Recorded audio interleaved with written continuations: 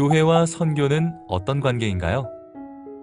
데이비드 보쉬는 선교는 교회를 탄생시켰고 교회는 선교를 위해 존재한다라고 하였습니다. 곧 교회와 선교는 분리하여 생각할 수 없다는 말입니다. 이와 함께 교회와 선교단체는 어떤 관점으로 이해할 수 있을까요? 교회는 선교단체에 대하여 신학적 근거가 불분명한 단체라고 비판하기도 하였으며 선교단체는 교회가 본질을 잃어버렸다고 혹평하였습니다. 이러한 문제는 왜 제기되었고 이를 어떻게 해결할 수 있을까요? 교회가 선교적이 될 수 있을까요? 이번 강의를 통해 선교적 교회에 대해 알아보도록 하겠습니다. 이번 시간의 학습 목표와 학습 내용을 알아보도록 하겠습니다.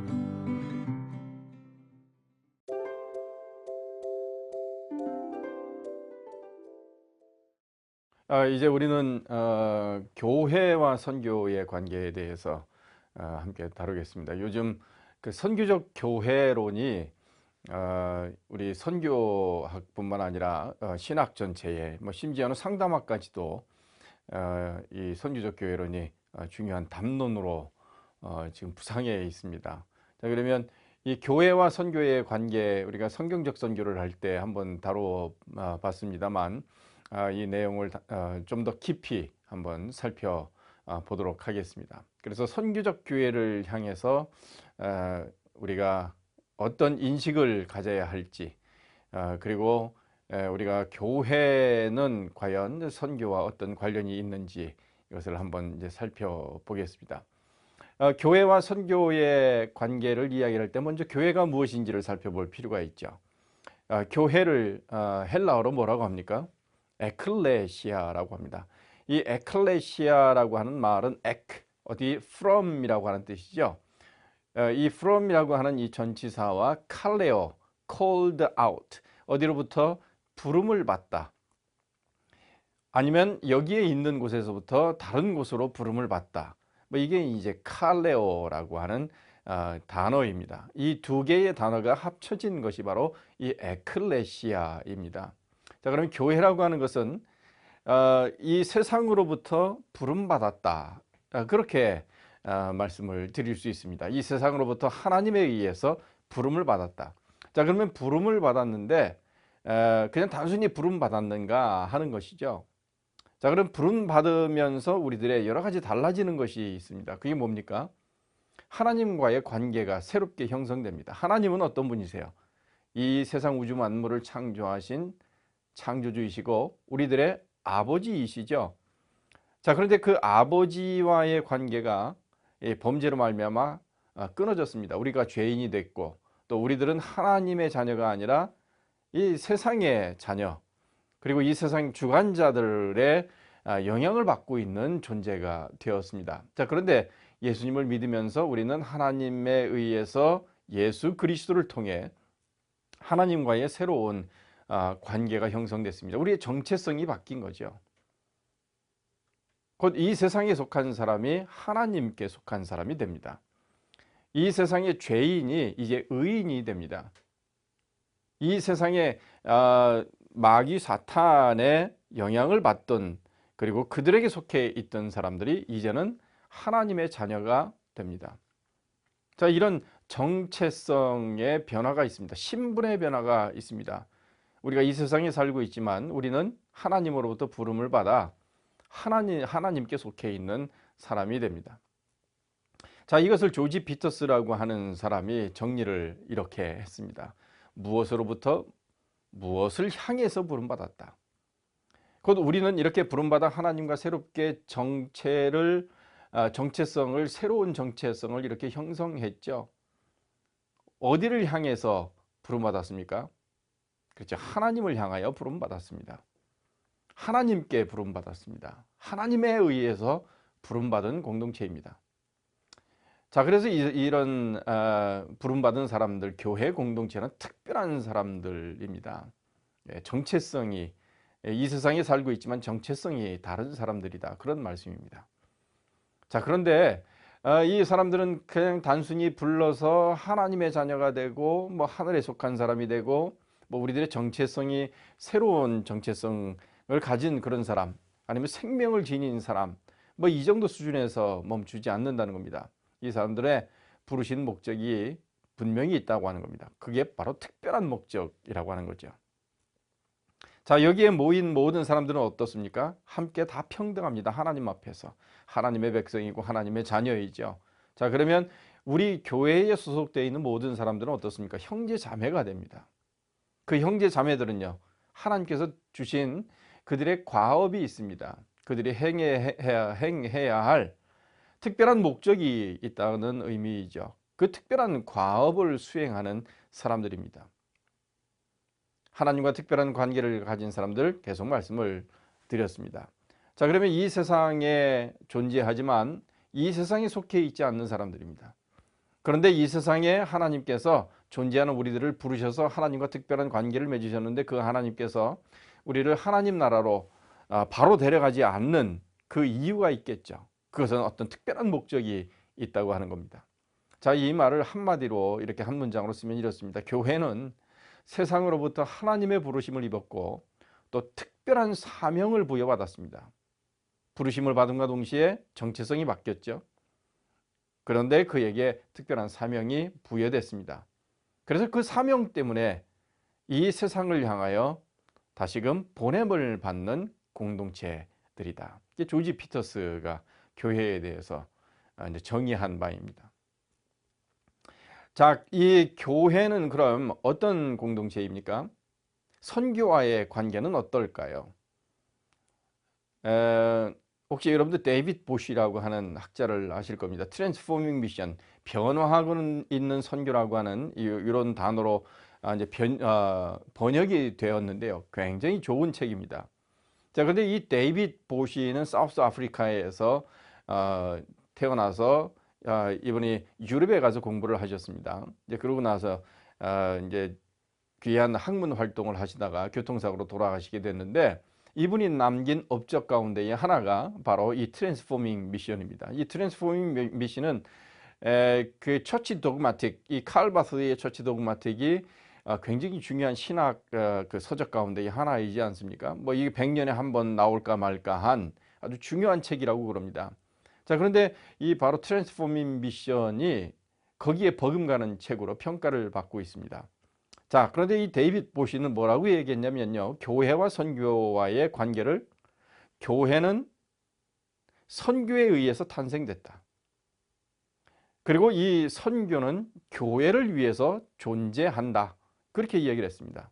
뭐 그러면서 그 관계를 이렇게 탄생됐기 때문에 이 선교라고 하는 활동을 통해서 이 교회가 탄생됐기 때문에 선교를 교회의 어머니다, 이렇게까지도 이야기를 합니다. 그리고 이 교회는 선교를 위해서 존재하기 때문에 바로 선교는 교회의 존재 목적이다, 이렇게까지 이야기를 했습니다. 자, 그러면 이것을 영어로 이야기하면 어떻게 됩니까? The missionary nature, 선교적 본질, 무엇에? Of the church, 그 교회의 선교적 본질이라고 얘기를 합니다.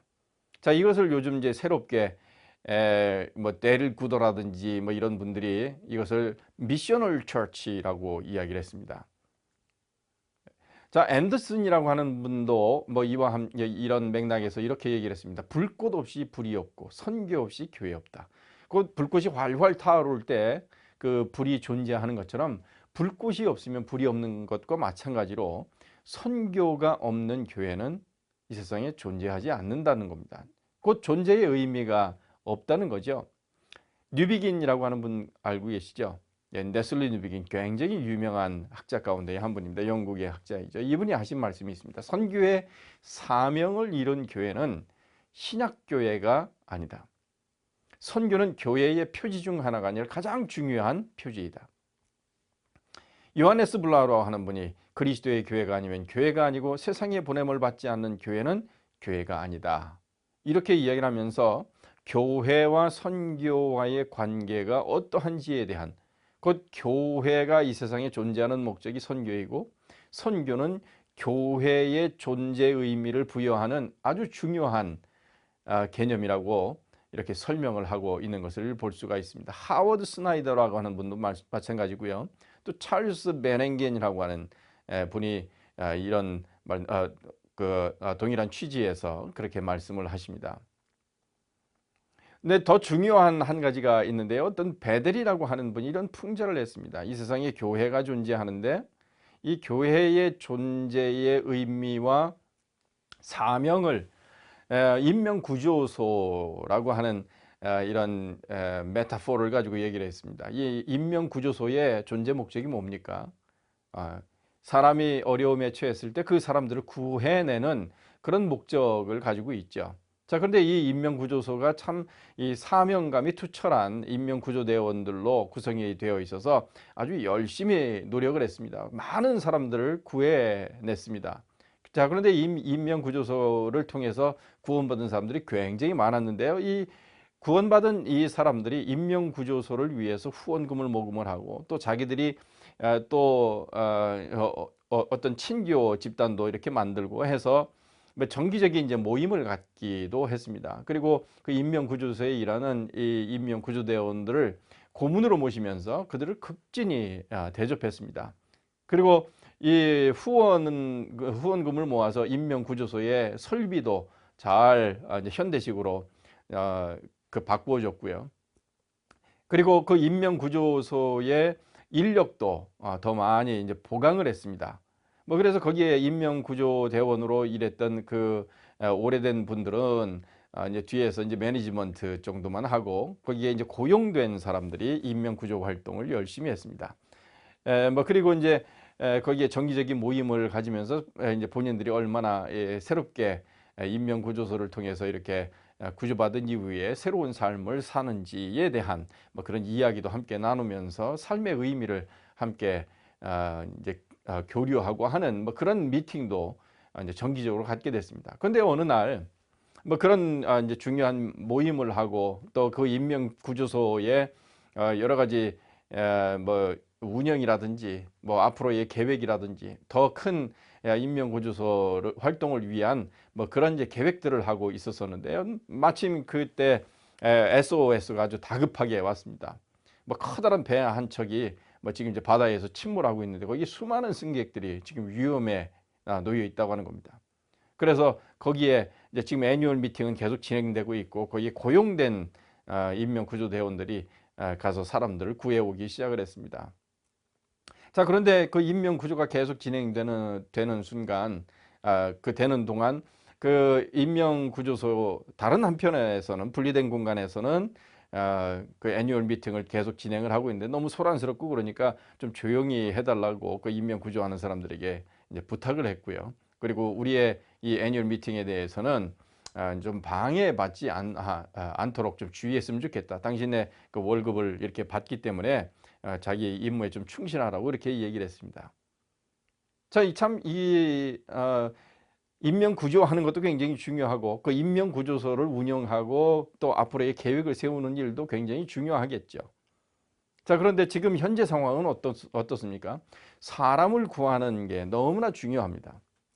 자, 그래서 거기 인명 구조소의 이 운영팀을 위해 그 운영 팀들이 그리고 그 후원 이사들이 함께 모여서 그 애뉴얼 미팅을 하던 중간에 그런 일이 발생을 하니까 거기에 있는 어떤 사람이 우리가 이 인명 구조 지금 활동을 하고 있는데 지금 이거 중단하고 그 일을 좀 했으면 좋겠습니다. 같이 도왔으면 좋겠습니다. 이렇게 얘기를 하니까 지금 이거 우리 시간도 없고 이건 너무나 중요한 일이지 않느냐.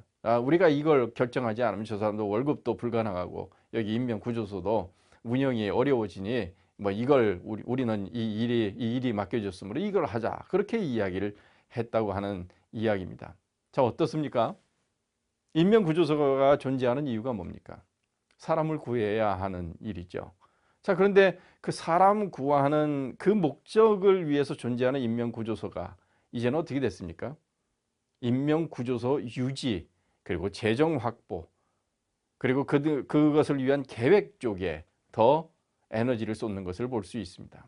자, 그래서 거기에 못마땅한 사람들이 그 자리를 박차고 나와 다른 곳에 사명투철한 그 사명감에 목적을 둔 그런 인명구조소를 다시 만들게 됐다. 그런 이제 스토리입니다. 그러면서 교회가 이런 모습으로 지금 전락해 있지 않은가.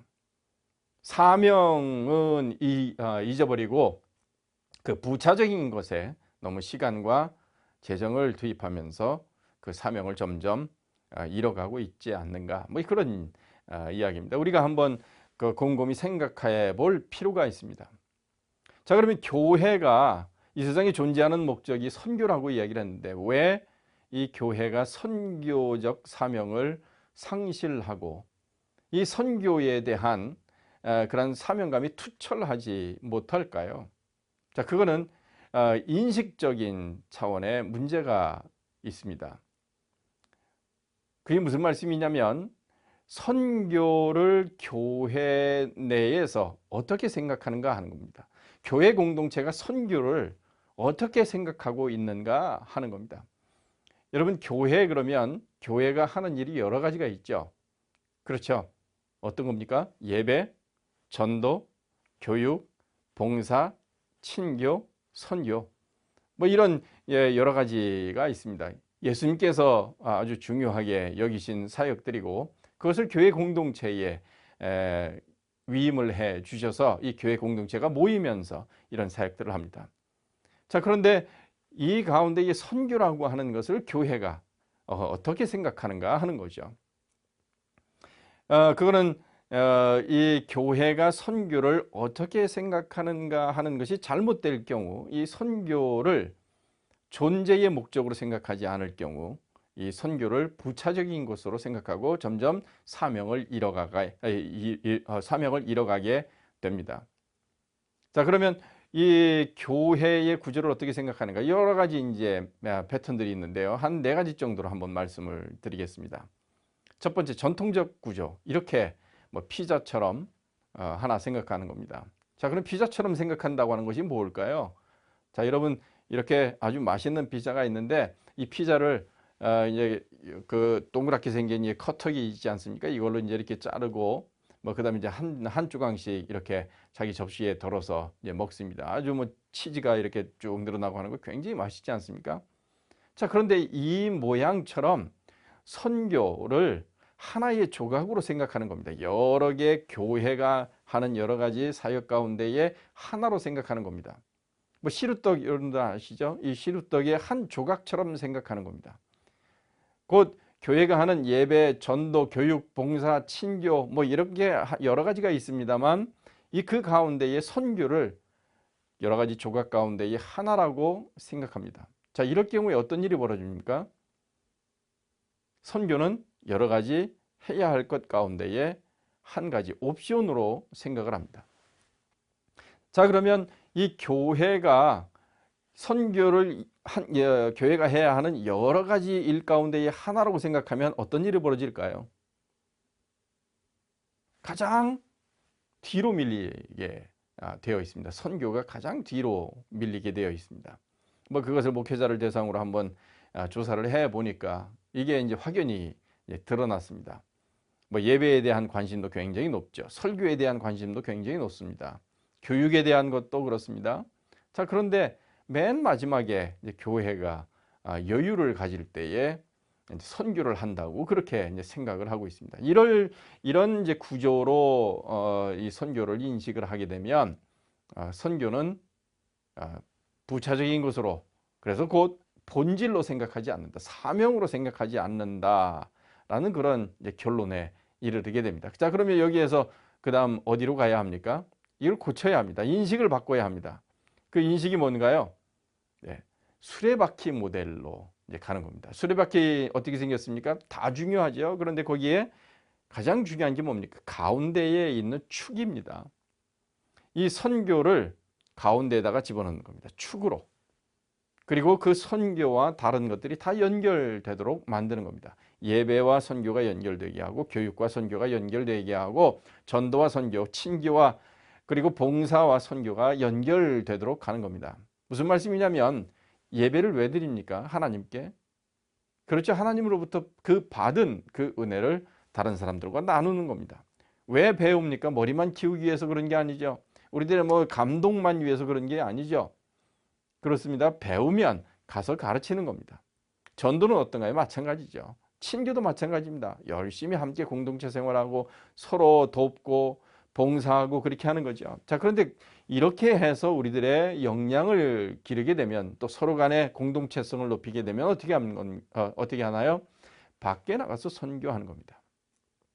어떻게 보면 예배라고 하는 것도 그냥 교회 내에서만, 건물 안에서의 예배만 가능하지 않습니다. 밖에 나가서 야외 예배를 드릴 수 있죠. 그 야외 예배를 드리면서 세상 사람들을 초청할 수 있습니다. 교육은 어떤가요?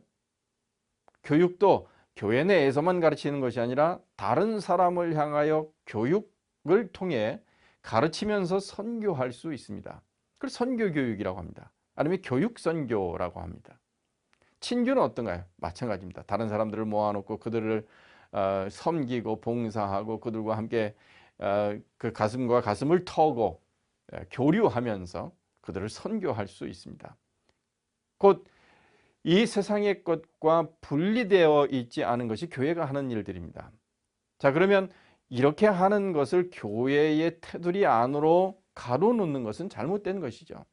자, 그래서 이 선교 중심으로 모든 것들이 다 움직이도록 하는 것이 가장 중요합니다. 왜냐하면 선교가 이 세상에 교회가 존재하는 이유이기 때문에 그렇습니다. 자, 그럼 여기서 이거를 조금 더 이해를 돕기 위해서 제가 이제 배운 게 이 수레바퀴 모델이었는데요. 제가 좀 더 이 부분에 대한 고민을 하면서 만든 모델 2개가 더 있습니다. 이것을 한번 이제 소개를 해드리면, 그 다음 하나가 바로 이겁니다. 턴테이블 모델입니다. 제가 이제 유학 시절에 제 독일 친구 하나가 이걸 가지고 있었었는데요. 그 집에 가니까 이것을 틀어주더라고요. 그때 제가 생각했던 겁니다. 그 턴테이블 밑에 동력에 의해서 막 돌아가죠. 그것을 선교라고 보는 겁니다. 그리고 그 위에 다른 것들을 올려놓는 겁니다. 예배와 뭐 전도와 이런 모든 것들을, 친교, 봉사 이런 것들을 다 교육도 올려놓으면 선교에 의해서 돌아가는 겁니다. 선교 사역을 하다 보면 이런 것들이 일어나고, 또 이런 것들은 선교를 위해서 존재하는 것이겠죠. 이렇게 되는 겁니다. 그뿐만 아니라 마지막으로 이제 한 가지 더 보면 맷돌 모델입니다. 그 밑에 돌에 위에 돌이 있겠죠. 맷돌은 2개의 돌로 해서 그게 이제 갈아지는 게 아니겠습니까? 그러면 밑에는요, 선교라고 하는 밑돌을 놓고 위에 윗돌을 올려놓는 겁니다. 그게 이제 다른 교회의 여러 가지 사역입니다. 자, 그게 이제 돌아가야 되겠죠. 돌아가려면 뭐가 필요합니까? 거기 손잡이가 필요합니다. 뭐 어처구니라고도 얘기하는데 이 손잡이를 가지고 이제 돌리는 겁니다. 그런데 이 손잡이는 누가 돌리시는 겁니까? 하나님께서 돌리십니다. 자, 그러면 이 손잡이의 역할을 하는 것은요, 성령이십니다. 자, 그러면 성령의 역사에 의해서 하나님께서 돌리시는 겁니다. 예배, 전도, 교육, 봉사, 친교, 선교, 이게 함께 맞물려서 돌아가는데 그 기초가 되는 것이 바로 이 선교인 것이죠. 성령의 역사에 의해서 이런 선교가 움직이는 겁니다. 자, 이렇게 되는 거죠. 그럼 거기에서 뭐가 나옵니까? 새로운 생명의 역사가 나는 겁니다. 마치 갈려서 거기에서 뭐 비지가 나오고 이 콩 이런 이제 갈아진 것들이 이제 나오게 되겠죠. 그 나오는 것은요, 이게 결과물인데요. 예배, 전도, 교육, 봉사, 친교를 통하여서 여기에서 이 믿는 자들의 수가 계속 늘어나는 겁니다. 칭찬을 받고 교회가 하나님 앞에 영광을 돌리면서 생명의 역사가 일어난 것이죠. 그게 어떻게 가능하겠습니까? 선교를 기초로 해서 모든 교회 활동들이 같이 움직일 때에, 엮어져 있을 때, 역동적으로 이런 그 관계가 형성될 때에, 그런 인식의 변화가 일어날 때에 이게 가능한 것입니다.